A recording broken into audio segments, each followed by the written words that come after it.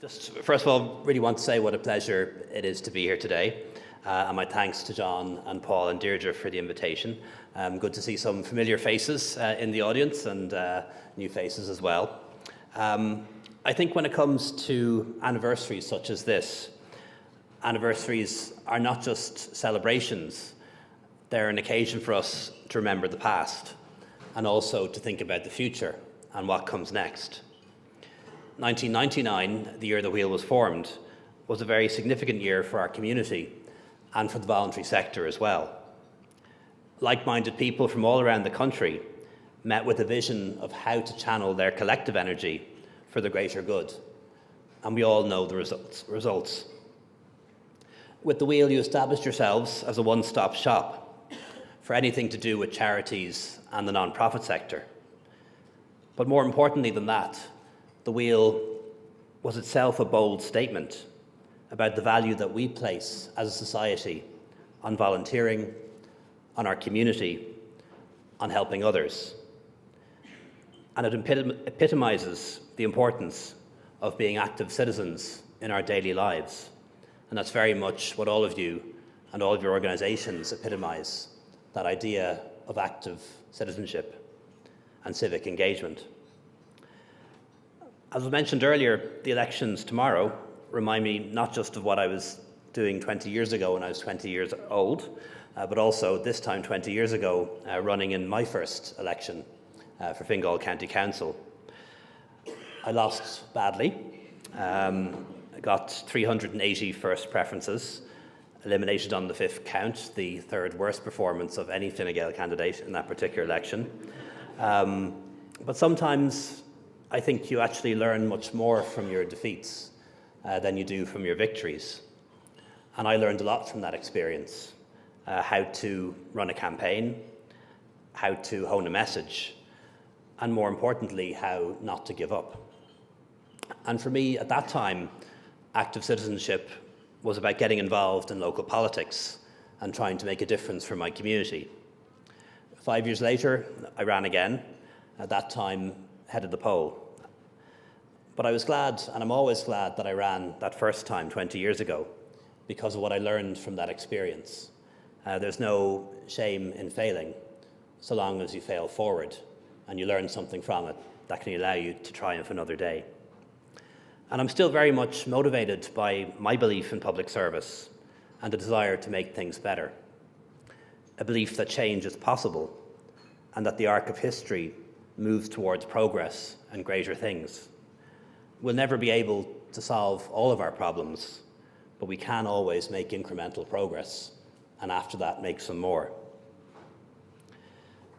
Thinking of anniversaries, another anniversary has been on my mind in recent times, and that is the fact that in April just gone by, we marked the 70th anniversary of Ireland becoming an internationally recognised republic. And that made me think a little bit about republicanism and what that means to our country today.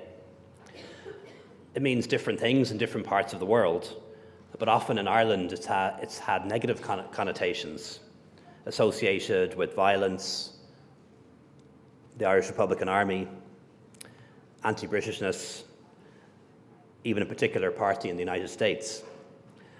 But I think it's a concept that we actually need to reclaim. And if you go back to the time of Wolfe Tone, republicanism wasn't so much a political theory, it was just a desire to break a connection with England. But today, as an independent country, playing our part on the world stage, we have the opportunity to reflect on what it means to live in a true republic, and what citizenship really means, and what its value is. And I think it's a conversation that we should have in this country, one that I'd like to see advanced, including by you, the wheel, in the period ahead. And I think the work that the wheel does reminds us of how active citizenship can change our country for the better. As such, it exemplifies all that is good about our republic and the ideals that were expressed in the proclamation and thereafter in 1919. Mission-focused organisations such as yours and the wheel have the potential to transform our society, and in fact you already have. Providing services that are not provided by public bodies or commercial enterprises. and leading out on major social change. And although our economic position has improved much since the crash, there are still lots of communities and families who need help. Our economy may have recovered fully, but the social wounds have not been fully healed. And really that's why government has invested in SICAP, 190 million in a 5-year programme to help those most marginalised in our society, providing funding for 400 organisations through the Community Services Programme, the CSP, because we want to improve opportunities for community organisations and promote social enterprise.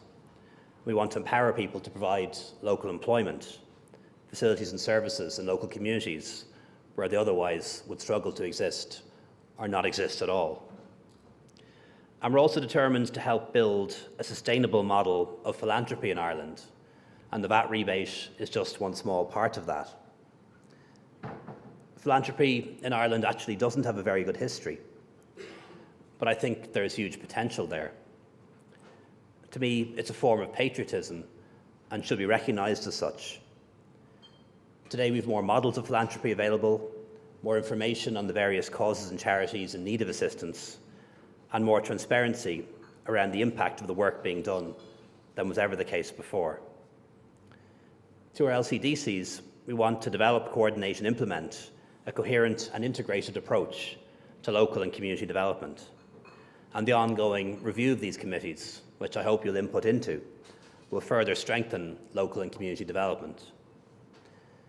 As a government, we've also provided funding to local authorities to run events for the Big Hello earlier this month as part of the inaugural National Community Weekend, something we want to build on into the future.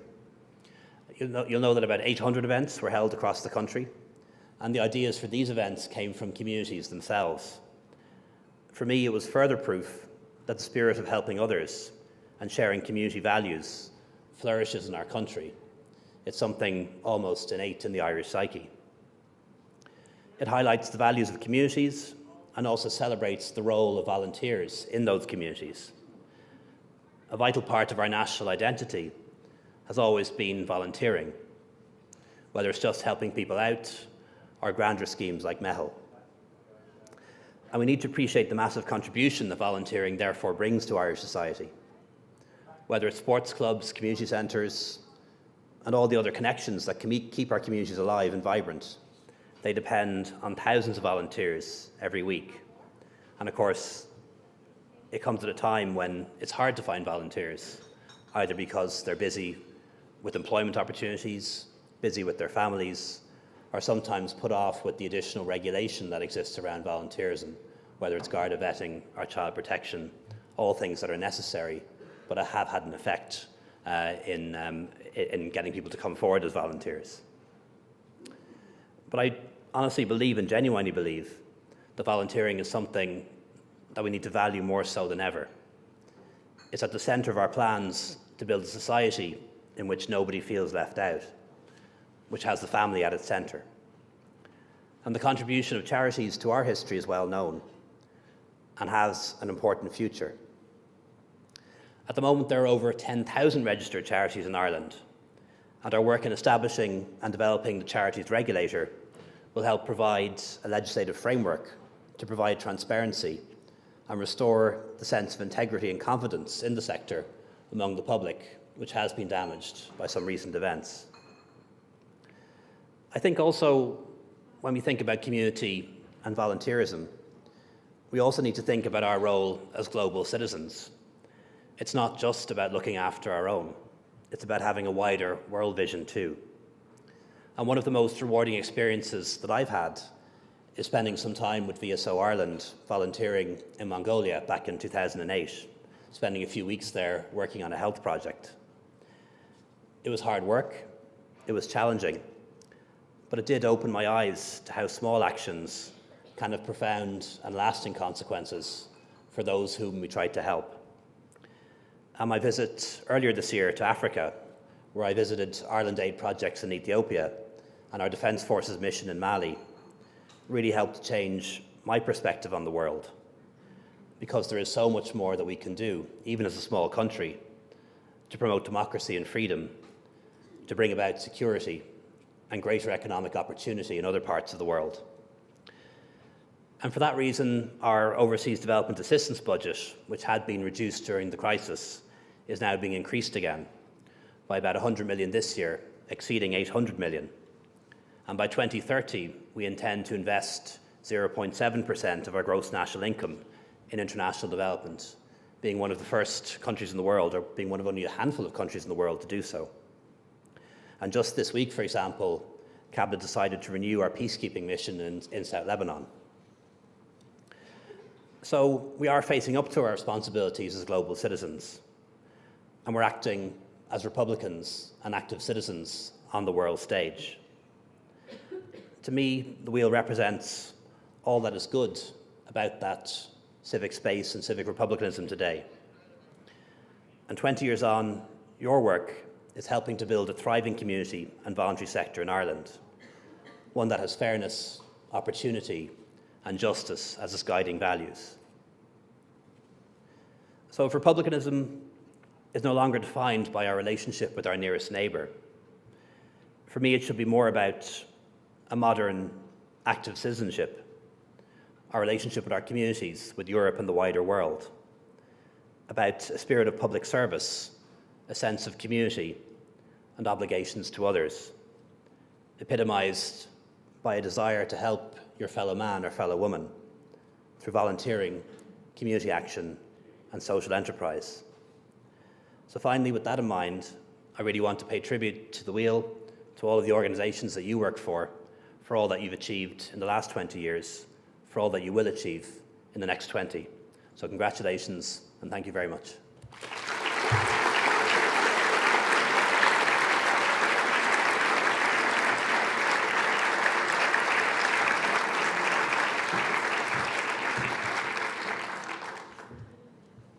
Thank you very much, Taoiseach.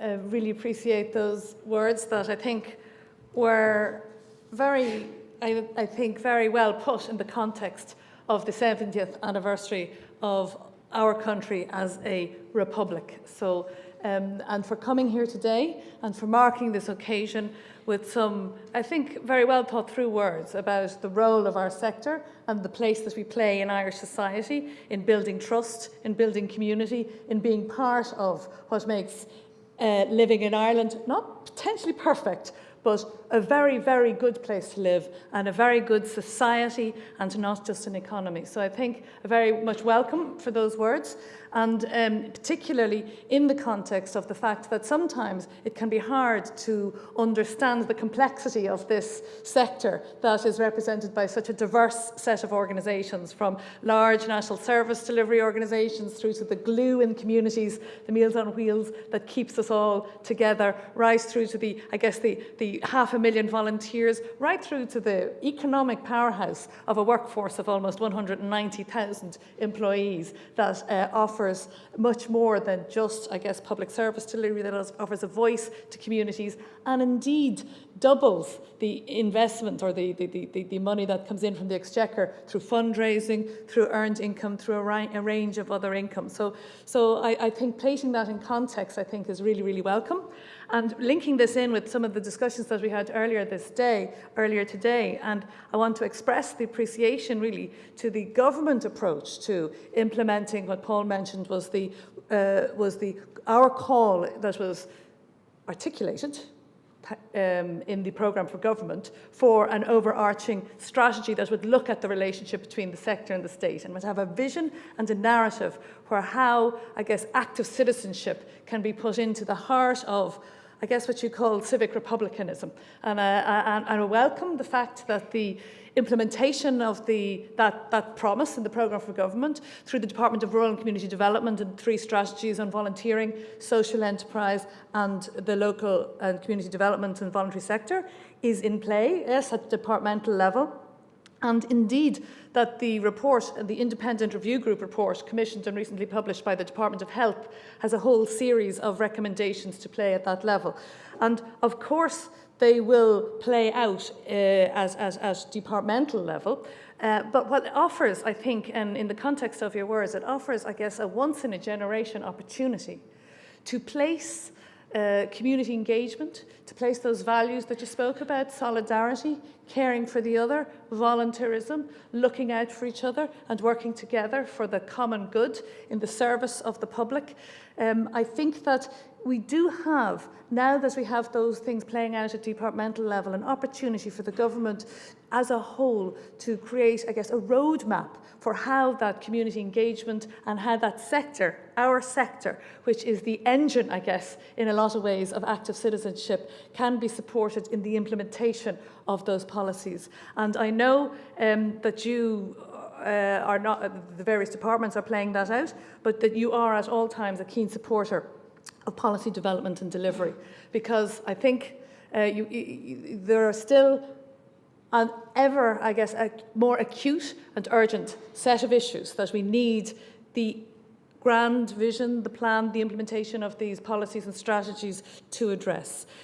We have, just to name but a few, you mentioned the difficulty of people getting volunteers around the regulation. All good in and of itself, but there is a real complexity now about the reporting and the compliance, and there is a need to streamline that, and indeed to fund the additional costs that requires organisations to take on in order to meet those requirements. There's a real need for certainty in funding levels, as well as actual funding levels for the full cost of the public services that are delivered by voluntary organisations on behalf of the state. And this has potentially disastrous consequences on the impact of organisations' ability to retain and recruit staff, for example, just as a practical manifestation of that. Very simple practical issues around public procurement and reforming those processes so that social enterprises and community involvement can take place at level playing fields, and the need for trust building through a standard financial reporting template, to name but a few of those issues that are very acutely facing these organisations' ability to play their true potential role, I guess, in making that, I guess, vision that you articulated of a society that is engaged and committed and involved and marked by solidarity.